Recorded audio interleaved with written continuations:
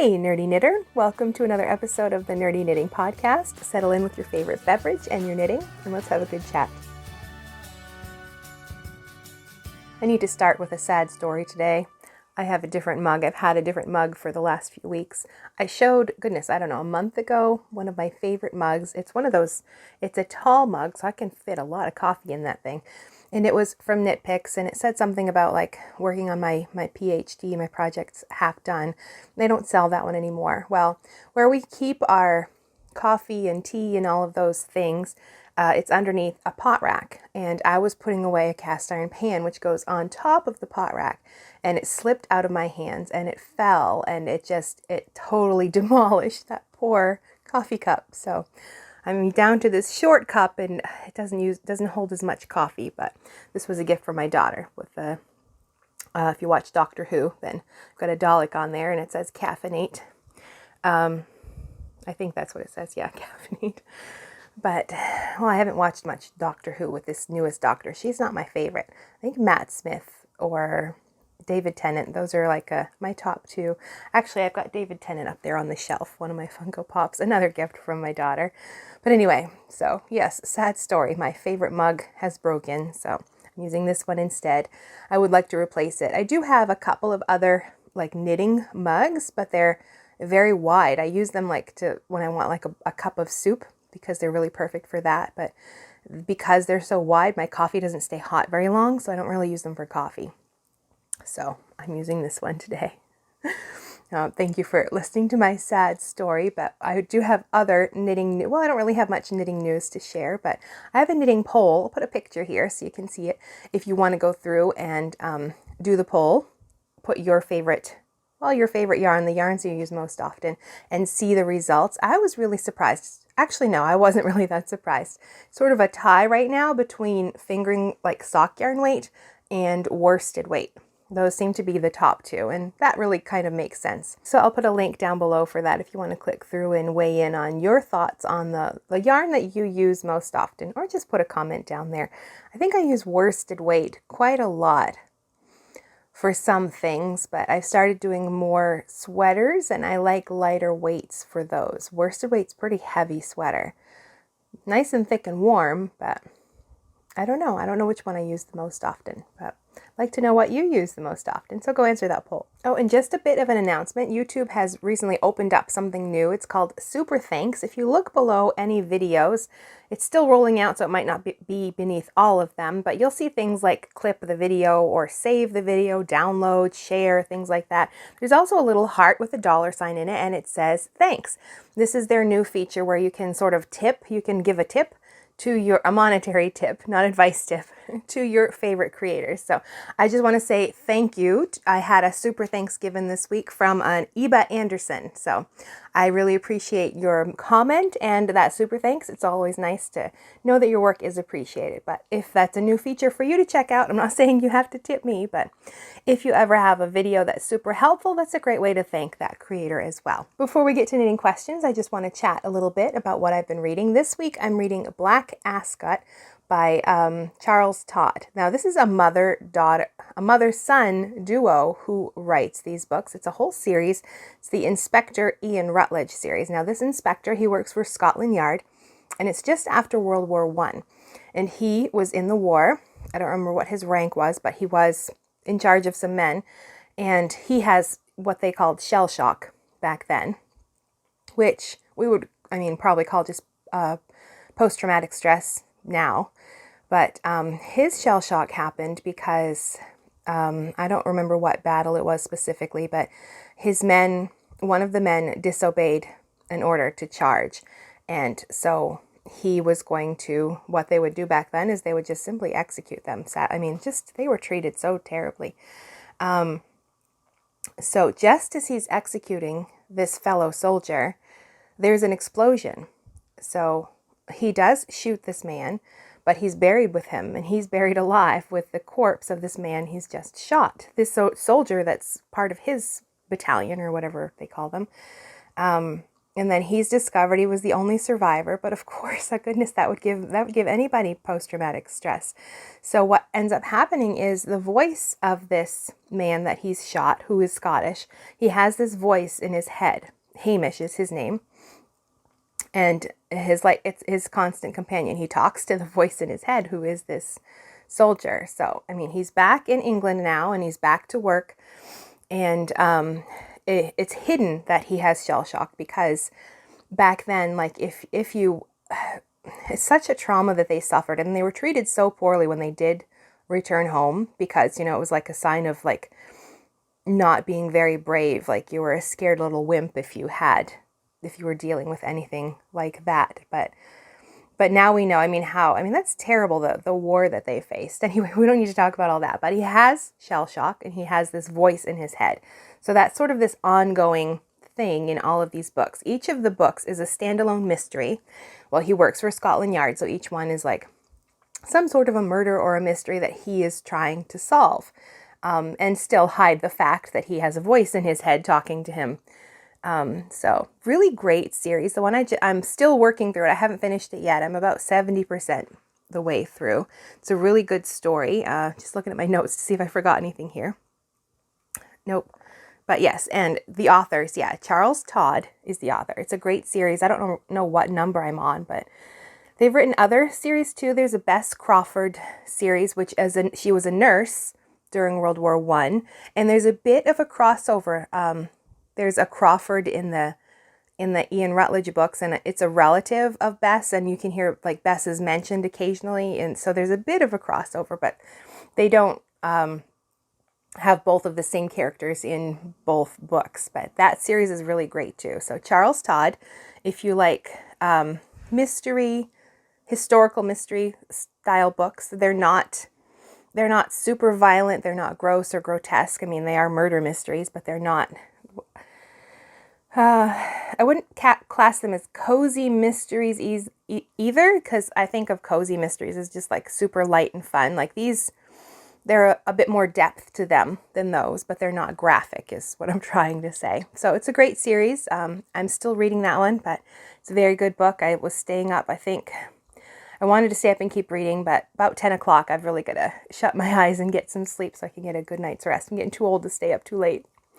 But anyway, so that's what's on my shelf this week. What is on your what's the word, nightstand? Like, what books do you have that you like to read just before bed? Leave me a comment. Tell me about your favorite books, what you're reading right now. I'd love to hear about it. I'm always looking for new books to read.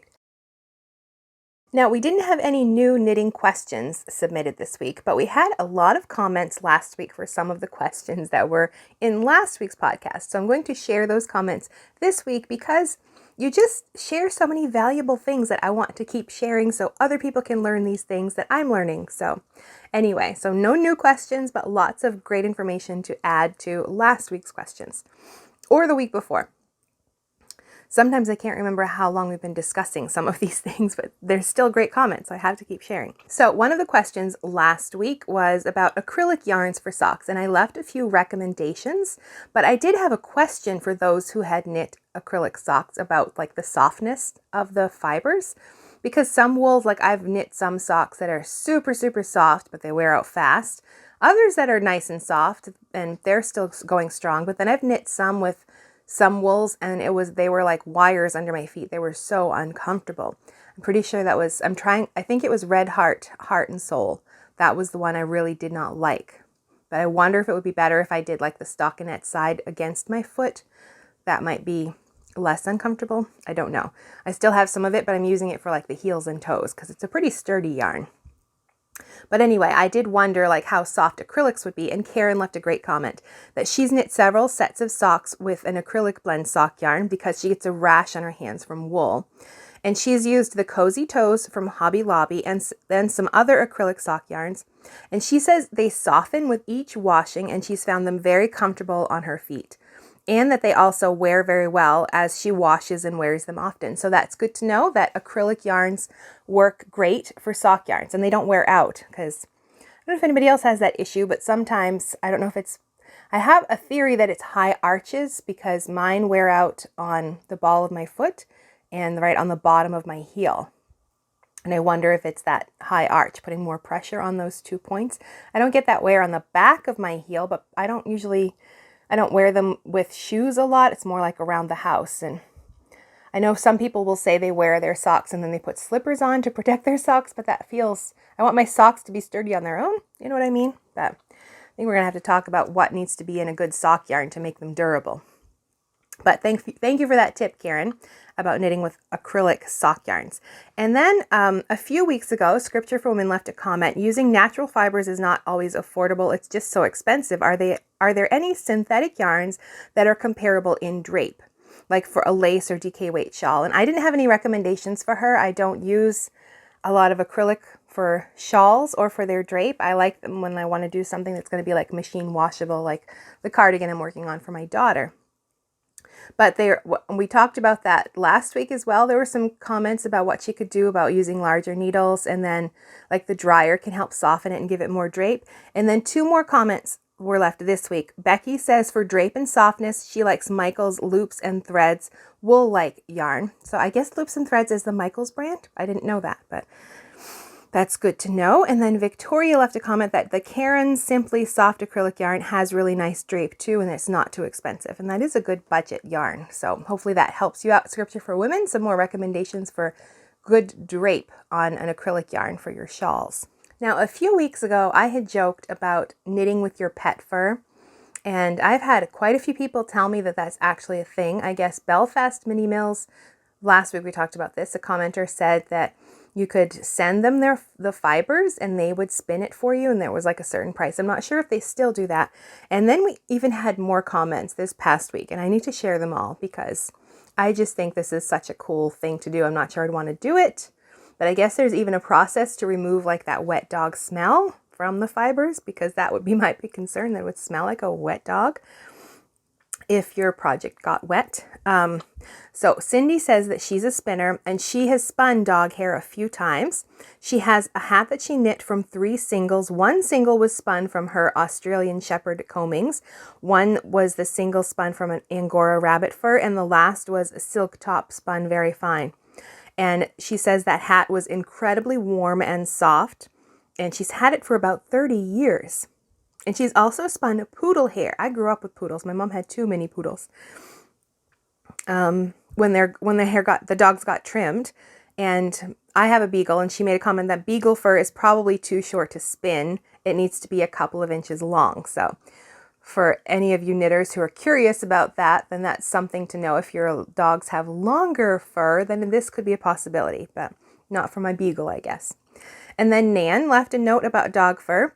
Now the yarn, it's made from the downy fur or the downy undercoat, not the coarse hairs like a beagle has, or a pug or a terrier type. They're not suitable for yarn spinning. And then Teresa, she left a comment that she made something for a customer. He brought his Newfoundland fur and she spun it up and knit with 1 strand of dog hair and 1 strand of wool, and he made 2 hats. His wife wouldn't wear it, so he gave it to a friend, and she made a neck warmer from it, and it's super warm. And there's also cat gora that is made from cat fur. She also has a book recommendation called Knitting with Dog Hair by Kendall Crolius. I'm not sure, but I'll try to find it and put a link below.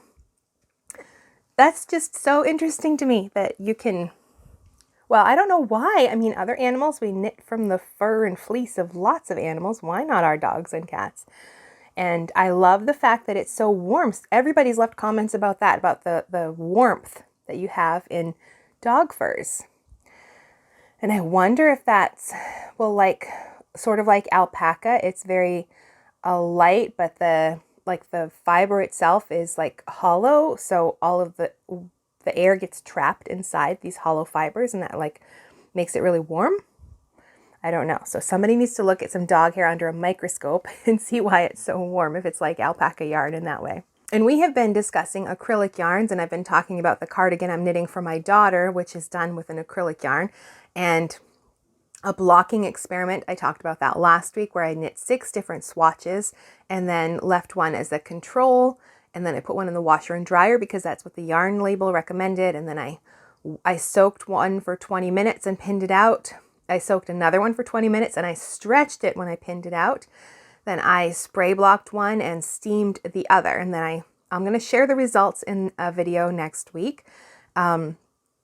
But then I was doing all of that to find out like what I should do for my daughter's cardigan, and we're going to talk more about that later. So we've been talking a lot about acrylic, and Sally left another comment about acrylic. We've had some comments about people who, in their methods for blocking. We've had recommendations for steam blocking and for just getting them wet or skipping the blocking altogether. And just because I'm trying to seam up the garment, I was trying to figure out the best way.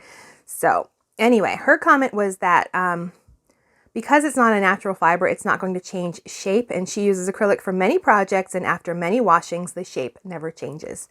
So that's just another comment from Sally, and we've had lots of comments like that. I know that's the case, like acrylic is going to stay the way it is, but I did find in my experiment that soaking it first, I combined the two because looking at my swatches, I could see like I wanted like the fabric to even out some because it's right off the needle. Sometimes it just doesn't look that great, and it wasn't too bad, but I was still some tension issues. But I found that the soaking helped relieve them, and the washer and dryer helped relieve them as well. So I combined the two, and I put the pieces for my daughter's cardigan in the washing machine and I let them soak. I just kept the lid up and let them sit in the water for 20 minutes before I closed the lid and let them finish. And I still did them on a delicate cycle because hand knitting, you know, I'd want to keep it treated a little more gently. But I didn't put it in the dryer. I pinned them out at that point, and I did steam some of it. I'm going to show you later on what happened with that. But honestly, I didn't see a big difference between, I left some of the pieces the way they were. I pinned them out damp. And then other pieces, I steamed the edges. And when I went to sew it up, I didn't see a difference. Like the steaming didn't do enough, because I was going very lightly because I didn't want to flatten out the stitches, because steaming will do that. I discovered that when I was doing my swatches, those little swatches, that the one I steamed it, I lightly steamed it. The fabric looked great, but when you looked at it compared to the other swatches, you could see how much flatter the stitches were. Like it just flattened them right out. And I didn't want my whole sweater to look like that. So I was very careful, and I don't think I did enough to make those edges set, but I'm not sure I wanted to because I didn't want to flatten the stitches. But anyway, I'll show you that when we get to my knitting projects and the cardigan. But before we get to that, we do have our knitting discussion to talk about. And this week we finished up all of the fibers. We've talked about the fibers and their traits. And one thing I didn't mention was like yarn blends. Like this is why you'll see lots of different blends of fibers blended together, like cotton and acrylic. You often see them blended together. Cotton makes it really soft, and both of those fibers are usually machine washable and easy to care for. The acrylic adds some elasticity because we know plant fibers are not very elastic and they tend to be heavy and will weigh down your garment. So acrylic added to it gives it some elasticity. And then like alpaca, you'll often see that blended with either silk or with wool. It's a very common blend, and that's because alpaca by itself is very, very warm. So like a sweater knit in 100% alpaca, you could build a fire under that. Like it feels like you're on fire, I would think. I don't know, I've never worn one, but everybody talks about how very warm they are. So it's blended with wool to give it a little bit of warmth, but to cut down on too much warmth. And then the wool, of course, adds its elasticity because alpaca, even though it's an animal fiber, isn't very elastic. It does tend to droop and sag. So the wool gives it some elasticity.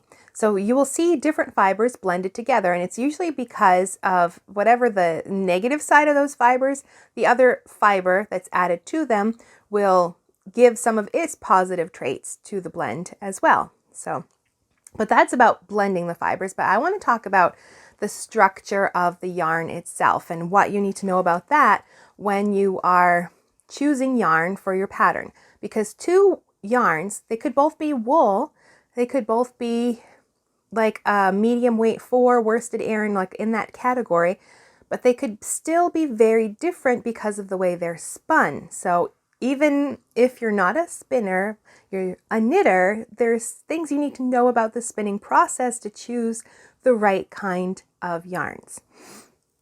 And before I forget, because I didn't write it down and I wanted to share it, if you don't want like to have to remember this information, I don't think it's super hard to remember, and you start to see these traits in yarn after a while.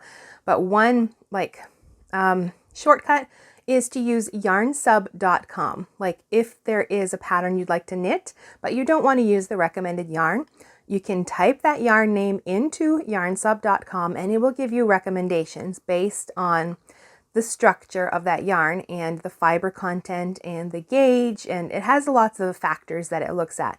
This can also help you get used to looking for those things on your own, because you can see the recommendations and see why they recommended one because of like the fiber content, if that's 100% match, if the gauge matches 100%, and if the yarn structure matches. But we're going to go over yarn structure today. So fibers are collected, whether they're from animal or plant sources, or if they're acrylic or biosynthetic, they're in like a big vat and turned into filaments when they go through the spinneret machines. They're scoured, carded, and combed. And then they are spun into strands, and they can be spun two different ways. They can be spun worsted or woolen. And this is what you need to understand about the yarns you choose. Now, worsted spun yarns, they use fibers that are all the same length. Now these fibers are combed, so they're all going in the same direction, and then they're spun into a smooth strand or ply. Now this creates a more durable and smooth strand of yarn. Then on the other hand, we have woolen spun yarns. Now these fibers can be different lengths. They're not all the same length like the worsted spun yarns are. And they are brushed, but they're not combed, like, so they're all facing the same way. They're sort of like made into this big woolly mass before they're spun. And they're also spun differently. I'm not sure, like when you spin, they put tension on the fibers as they're going through the spinning wheel, but this part is done differently from the worsted spun as well. But I don't really read too much about that. That was going too far into spinning when I just wanted to know about what we should know as knitters. So that's the big difference though, is the worsted spun is combed. They're the same length and they're combed, so they're all facing the same way. And they use one type, they put some tension on the strands as they're being spun, I think. So with woolen spun, it's not combed straight. They're sort of like all these just fluff of fiber, woolly mass, and they're all different lengths, and they're not tensioned the same way when you're spinning them.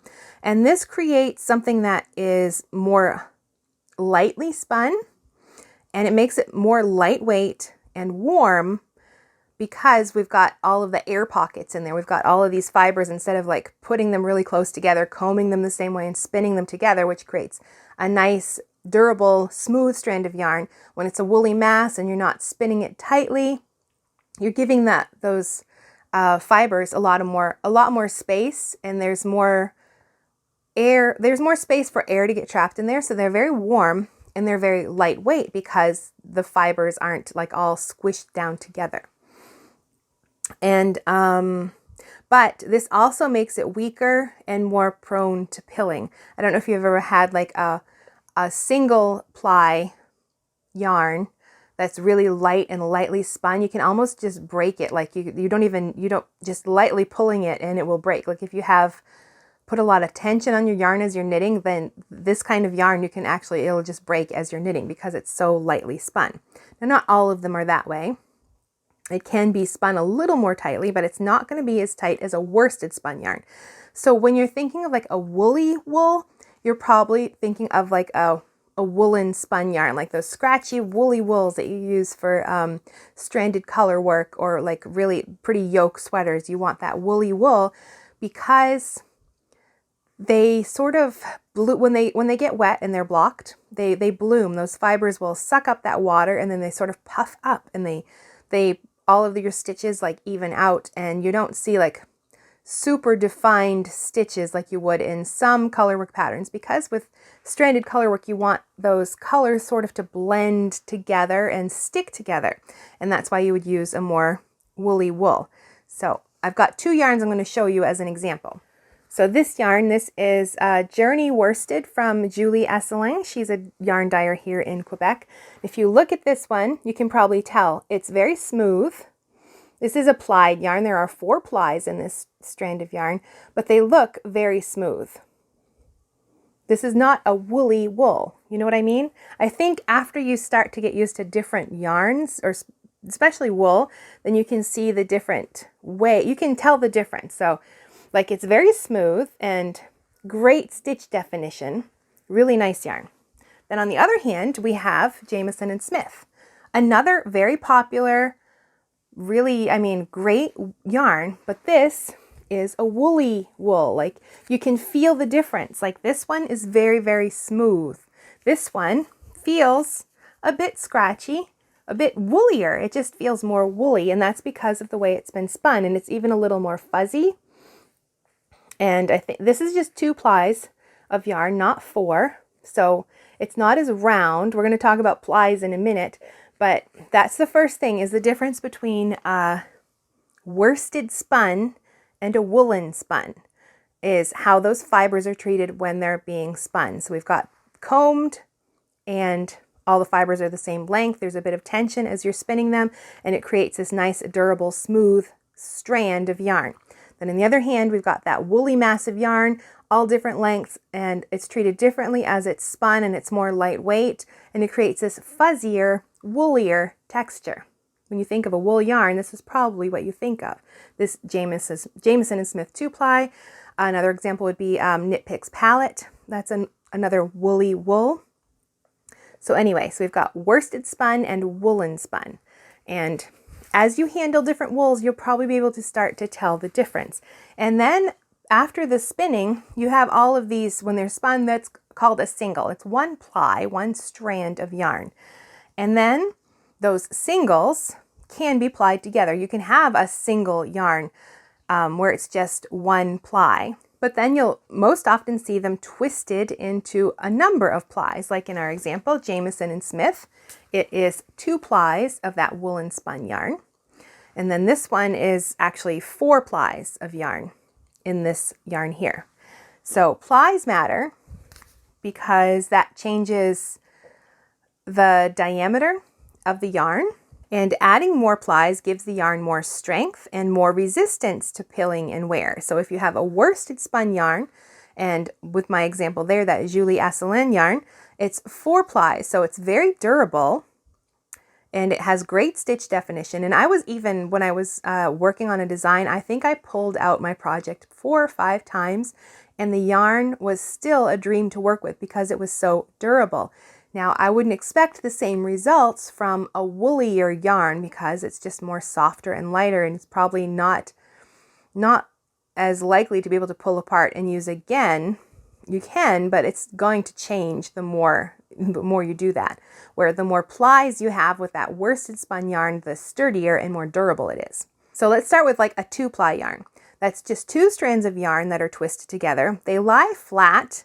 And you generally find these yarns for like colorwork or for lace knitting, like the Knit Picks palette, that Jamieson and Smith 2-ply. Those are often used for colorwork designs because it's woolen spun, first of all. So when you are washing and blocking that garment, the fibers are going to bloom, and all of those stitches will sort of start sticking together. So you're not going to see like lots of space between your colorwork. You don't want to. You want that to look like one cohesive piece. You don't want to see individual stitches and all the tension issues that you can have when you're doing color work. This sort of blooms and evens out when you use this woolen spun 2-ply yarn. This is also where you might find that you have a garment that pills because those strands are, well, they're loosely spun, the woolen spun yarns, and then it's just 2 strands of yarn plied together. So you're more likely to see some wear on those plies because they're lightly spun and there's only 2 of them. When you add more plies, like you have a 3-ply or more plies that are twisted together, you're adding more durability. You're making a smoother strand of yarn that's really great for good stitch definition, like for cables or texture. And it gives it more strength and resistance to wear, so it's less likely to pill. But on the other hand, this yarn is going to be heavier. A woolen spun 2-ply yarn, going to be really, really lightweight.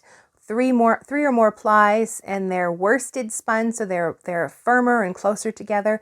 That wool yarn is actually going to be heavier than a woolen spun counterpart. So I know that's a lot of information to take in, but those 2 factors, how the yarn is spun, whether it's worsted spun or woolen spun, and then how many plies the yarn has, can affect your finished project.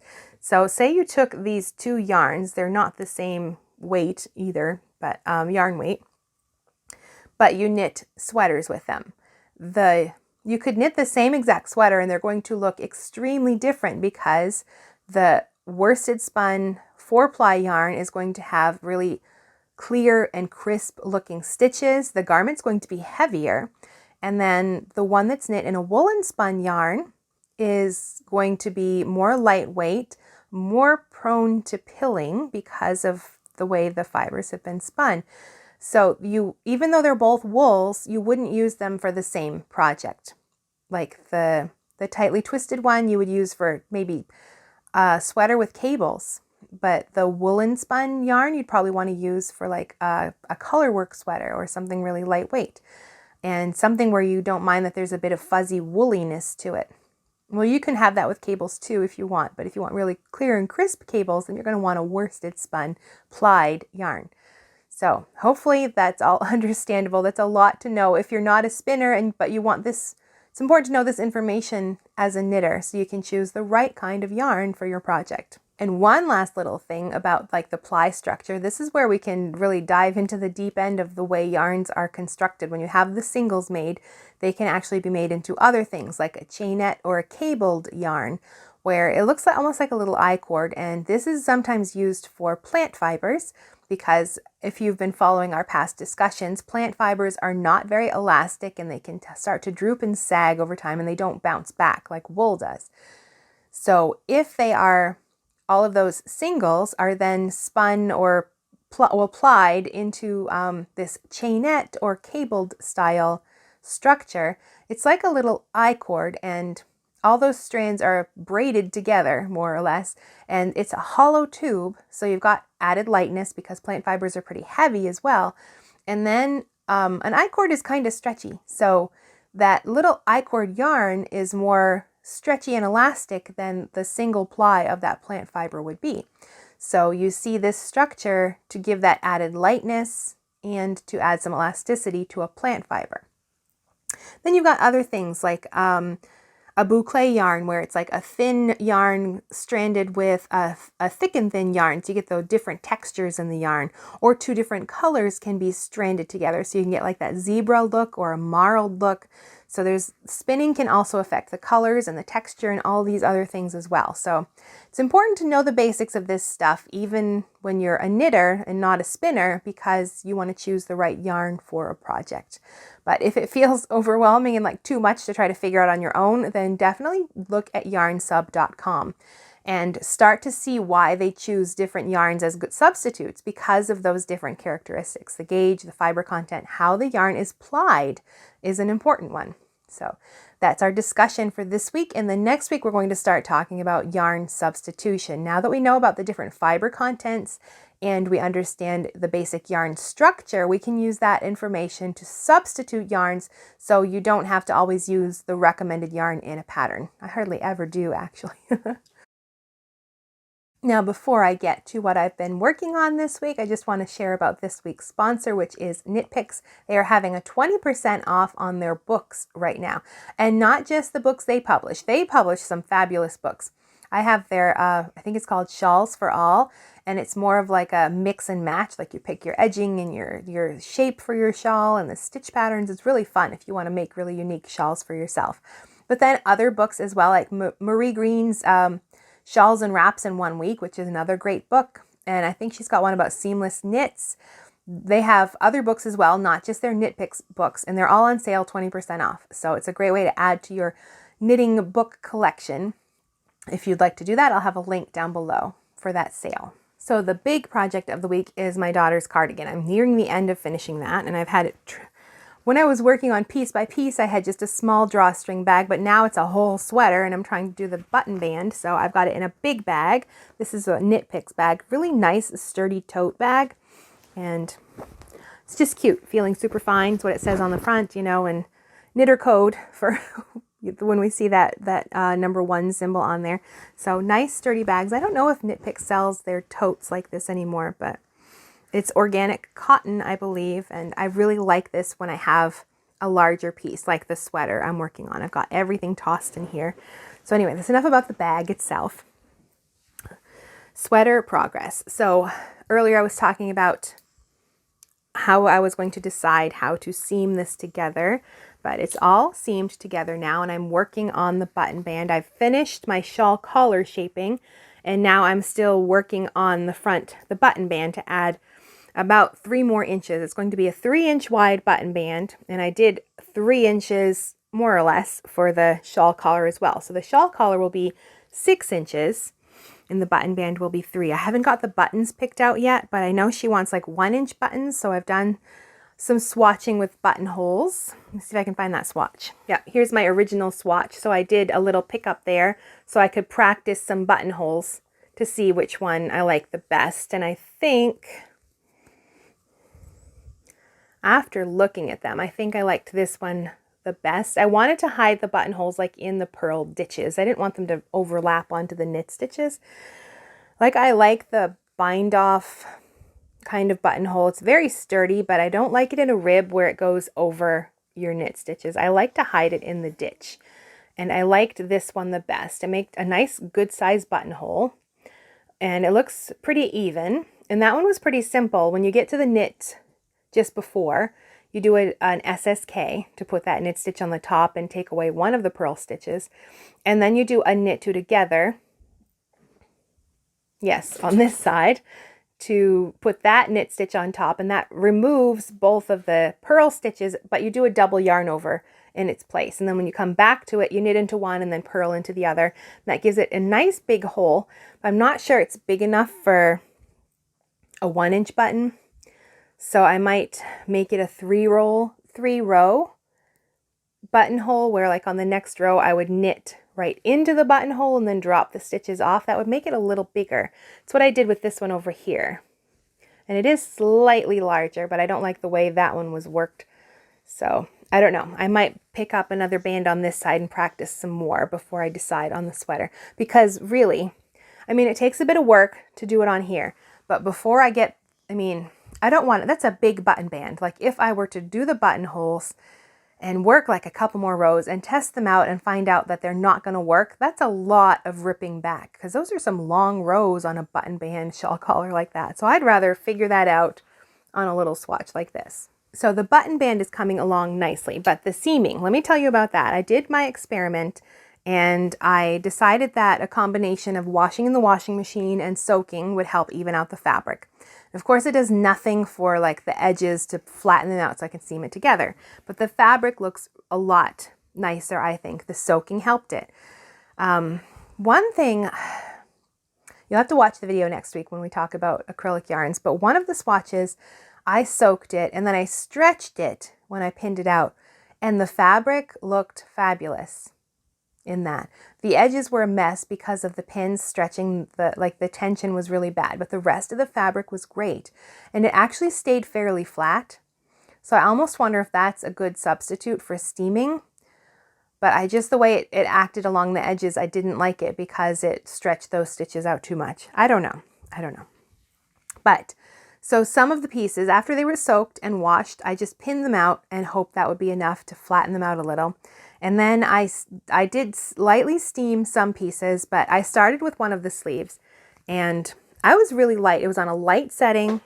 I wasn't pressing hard, but still I flattened out a section of stitches, and which is easy to do with steam on an acrylic sweater. I don't know if it's going to show up well right here, but right here, those stitches, they look melted right there. They're flatter. Their texture is different. They're not the same as like the stitches on this side. It's really, I don't know how well it's showing up on the camera, but it's really obvious to me that they're just very, very flat right here. Even the color looks different. They're very, like, they just flattened them out.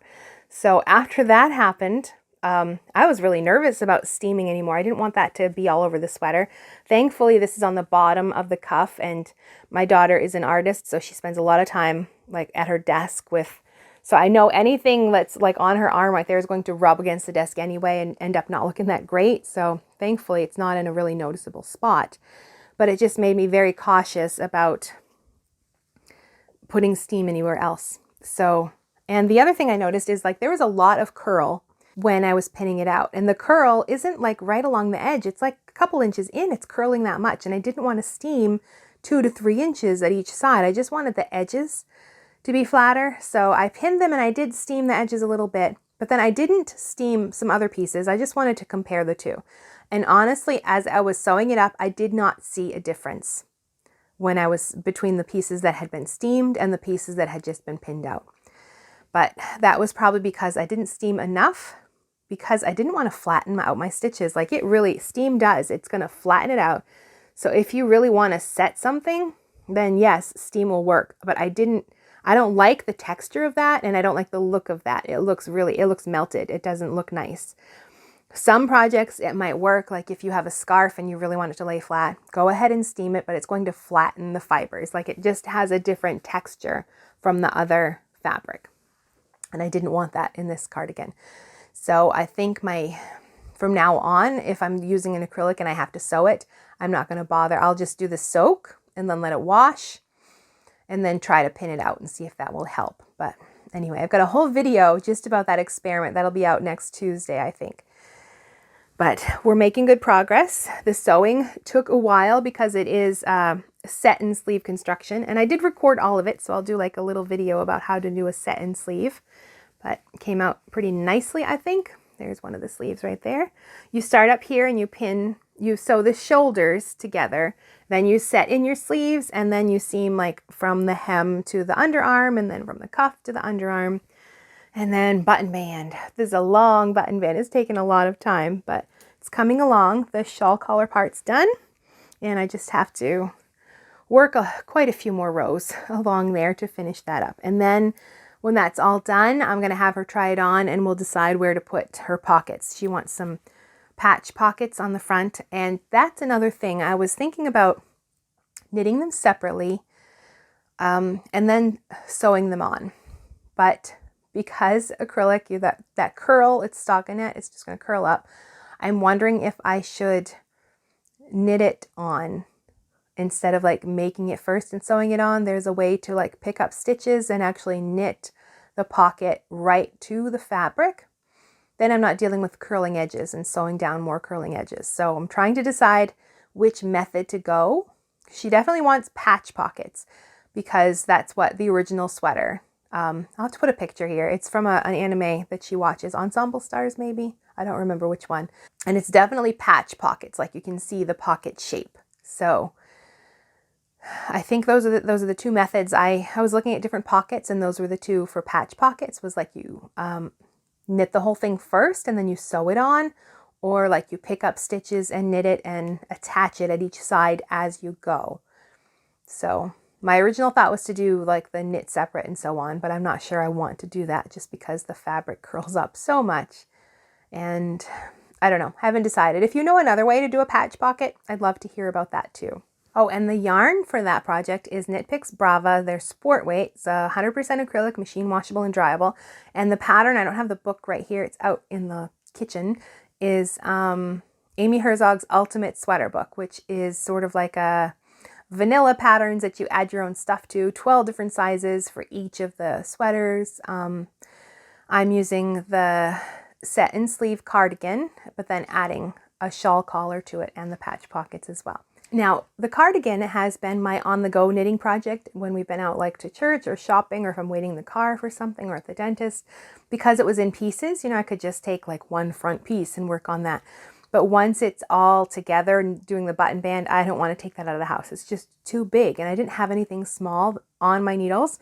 So when something like that happens, it's either socks or a dishcloth, and I grabbed some dishcloth yarn, and that was my on-the-go project this week when I was at church or just out. So it's, I don't know, this, maybe, I think it's Knit Picks Dishy, but I'm feeling it. I'm not so sure. It's not as soft. It could be like handicrafter yarn. I can't remember which one it is. I don't have the label here. But I'm just doing just using double pointed needles and around dishcloth. This is a free pattern. You can find this pattern everywhere, but I've got a copy of it and a video tutorial because it uses short rows for shaping. Very simple short rows, nothing to pick up or wrap. You're just turning and working the other direction. But so it's very simple. Once you get into the rhythm of it, of turning and working, and you just start to know when the numbers are changing for every row. It's not that hard. So that is my on-the-go project right now, because it doesn't take much thought to do. And if I forget the pattern, I like took notes about it and just put it on like a note on my phone, so I can just check my phone to refresh my memory. So that's the on-the-go knitting this week. Oh, and the needles for this I really like. I think they're Knit Pro Knitter's Pride. They're the same company, but it depends on where you live, the name of the company. I think it's their Zings. They're these really nice metal needles, really slick, and I love the different colors. And they have the, I think they have the yes, they have the sizes written right on there. I'm in Canada, so I only have, it's written in millimeters on mine. I don't know if it would be different in the States, but after a while you start to remember, like a 4.5 millimeter is a 7 US. At least for me, I start to remember certain sizes. I can interchange the millimeters and the US sizes pretty easily. So 2 projects are sort of on hold right now. The fingerless mitts that I've been working on for my father-in-law. The fingerless mitts part is done. I just have to do like the convertible tops. I just haven't had the brain space to sit down and figure it out because I've been working on that cardigan. Probably when the cardigan is done, but then I've got a few designs that I have to work on that are gonna be coming out, so I have to work on those too. So I don't know, sort of like hiding for now, but it will be gotten to eventually. And then I have wrist warmers that I was working on because I have a lot of leftover yarn from working on my level 3 Fair Isle Stranded Colorwork TAM for the Master Hand Knitting program. I still have like half a ball of all of like 8 skeins of yarn. I'm trying to figure out what to do with that, in the hopes that I'm not going to have to reknit that hat. But even if I do, I'll probably still have enough yarn because it doesn't take very much of each color to knit a hat. So I was thinking I would like to, I was looking at different knitting patterns and hoping to find some mittens, but nothing really struck my fancy. So I'm going to take the stitch patterns from the hat and make wrist warmers with them. I just haven't decided on like the cuff. I didn't really like I didn't like working the corrugated rib on Magic Loop. So I'm thinking about Latvian braid or just a plain rib or something like that. But I was going up a needle size compared to the hat. So I need the needles that I'm using for the cardigan to knit the wrist warmers. So I haven't even started those because I just haven't wanted to take the needles off the cardigan to use for the wrist warmers. And I guess I probably should start investing in some extra tips and cords for my interchangeable set. I just haven't done it, and this is the first time where I've run into an instance where I want the same size for different projects. I mean, it's happened a few times, but I'm starting to get annoyed by it now, so maybe I'll start buying some tips, extra tips. I'm not sure. Well, I'm using a US 4 for that, so maybe US 4. Probably in the other sizes that I use a lot, I might start buying some extras. But anyway, I haven't touched that project because I need the needles from the cardigan. But I have been wanting to knit like some more summer tops. I have a few and I wear them quite a lot. I love plant fibers for summer tops are perfect, but you have to be careful about your patterns because plant fibers are not so elastic. They tend to stretch and sag, and they're heavy, which makes them stretch and sag even more. And last summer, I ran into that issue. I totally ignored the thought about like using seams to add structure, and I knit a top in a cotton and hemp blend. And I honestly don't even think it's supposed to be for sweaters. It's probably supposed to just be for market bags, but I got it really cheap and I really liked like the bright, I don't know, chartreuse, is that what that's called? Buttercup, I think was the pattern. Isabel Kramer or Heidi Kiermaier, I'm not sure who is the designer. Then it's a great pattern, top down raglan, but it's got this deep scoop neck. And I did some A-line shaping because I really wanted it to like go away from like my stomach and my hips and give me just, you know, comfortable summer top and not be fitted. But here's the thing. It's top down raglan. So all of the weight of the sweater is sitting right here. There's no seams to give it structure. And it's a scoop neck. So guess what happened? The sweater is heavy, starts to sag, and that scoop neck just keeps going lower and lower and indecently lower. Like it just was getting wider and bigger. And yeah, I should have known better. I really should have known better than to know like that neckline had to hold the whole weight of that sweater. And I made it longer and added that A-line shaping. So I was making it even heavier. And yeah, so the neckline is just way beyond, like I couldn't pick up stitches and make it like, it's just, the heaviness of the sweater is not great. And of course, I think it's machine washable and dryable, so it will bounce back some when you care for it, but then the same issue, it starts getting heavier and that neckline just grows and grows and grows because the whole weight of the sweater is sitting right there. So I knew those things about that yarn, but I didn't take that into consideration. So I have decided I'm just going to rip it all out because the yarn is nice and sturdy, but it's really light. I mean, it's heavy.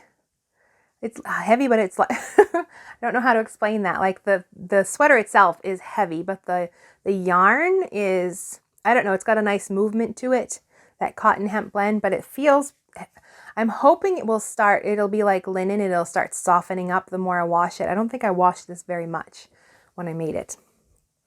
So anyway, I've decided I'm going to do another top with this yarn. I'm going to reclaim the yarn and redo it. I had an extra skein left over anyway, so I've been swatching to check out my gauge, and I did a different size. Let me see, US 6, and it was a little too loose and you could see through it a lot, which I don't mind for a summer tank top. That's what I'm planning to do, is a summer tank top.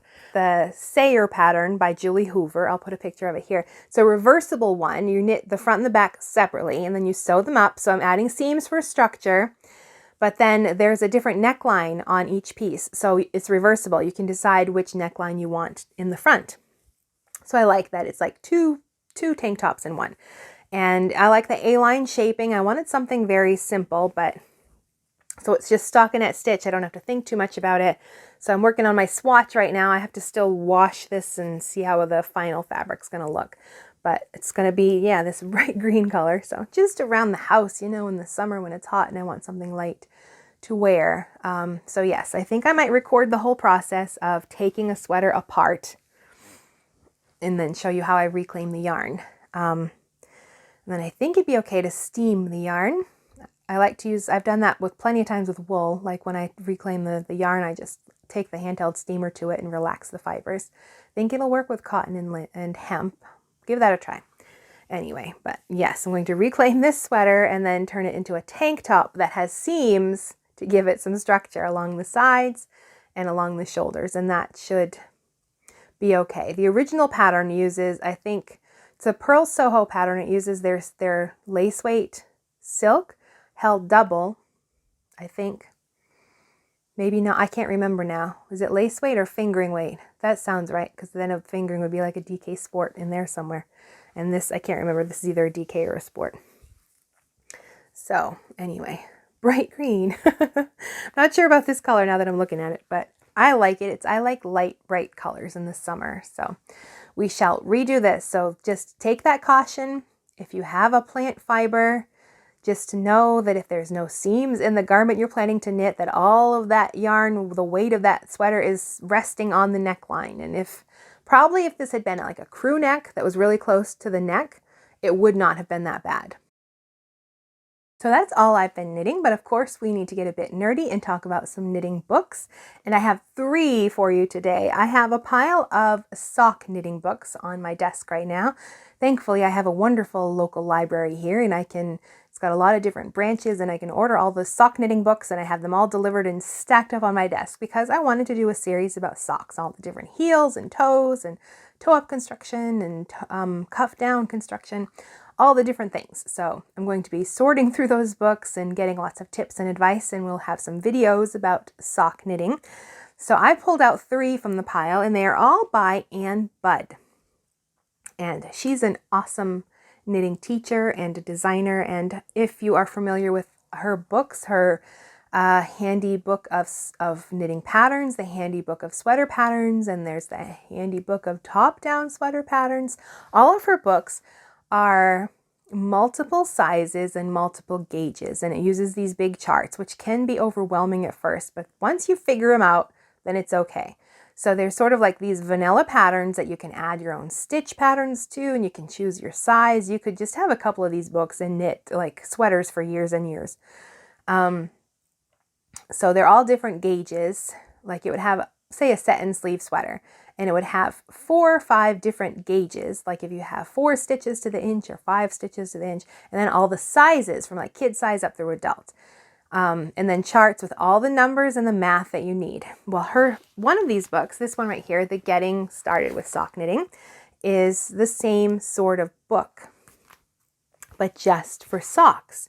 So you have one like this. When you have a sock that is 5 stitches to the inch, like if you know like the gauge you get for your sock yarn or whatever, all you have to do is look for that gauge in here. 4 stitches to the inch. I don't know if there's 3 stitches to the inch. That might be a little much. Nope, it goes from 8 to 4. So you have 4 stitches to the inch, 5 stitches, all the way up to 8 stitches to the inch, which is 8 stitches like pretty standard for a sock yarn. But then, I mean, because of that stitches per inch, you can use different weights of yarn to knit different socks. So you get these basic sock instructions. All the math is done based on your stitch gauge. You just find that pattern, that basic pattern based on the stitch gauge. And then each one has 5 different sizes within that stitch gauge, from a child medium up to an adult large.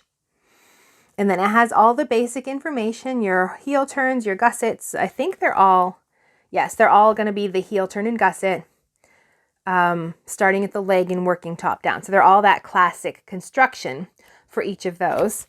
But then there are also lots and lots of patterns, wide stripe socks, narrow stripe, boucle socks, and then adding texture and color. So she's got the patterns in here for them already. There's an example of one right there. Whew, this book smells a little musty. But then along with the basic constructions, she's got all of the sock basics, like a whole chapter just on that, like casting on, working in the round, the cuff, the leg, the heel flap, the heel turn and the gusset, the foot, the toe, and the finishing. So it's got every step. So if you're a new sock knitter and you want to know all of the techniques for knitting a classic sock, this is a great project for that. Oh, this was the one I was looking for. This has a section for rib patterns, so you can like sort of make your own sock. You can choose one of her basic patterns, but then she's got these stitch patterns in here. They're all like, it'll tell you the multiple and it'll have the chart, and you can add them to the leg of the sock. That's really cool. There's some rib, and then she does the same thing for some cables and lace as well. That has some like standard, very simple stitch patterns that you can add to a sock pattern. So this is a great book for that beginner sock knitter, or somebody who just wants like all the basic numbers worked out for them, no matter their gauge, and then some stitch patterns and ideas to really make their own, turn vanilla socks into more custom socks. This is a good one. Then there is her sock knitting masterclass, which is a step up from that book. This one includes a DVD in the back as well, where she's instructing you on different techniques, like different cast-ons and things like that. Now this one, it covers the basics as well. You've got like the fit, the comfort, the gauge, and all of that stuff. But then it's lots of patterns for top-down construction and then toe-up construction, like patterns from Uni Jang, Kat Bordy, Ann Hansen, Cookie A, Deborah Newton. But then it's divided into those 2 categories. So under the top-down construction, she also has a section for the cast-ons and the bind-offs, and then the same for the toe-up construction. So it's got lots and lots of great patterns in here, but, oh, that's a really pretty one. This is by Ann Hansen. These really lacy, pretty socks. But it's got that included DVD and all of the different heel types and the heel turns and the different ways they can be worked. A band heel, a heel flap, a heel turn, like just lots of different methods explained in here as well. And I like that it's both constructions, the toe up and the cuff down.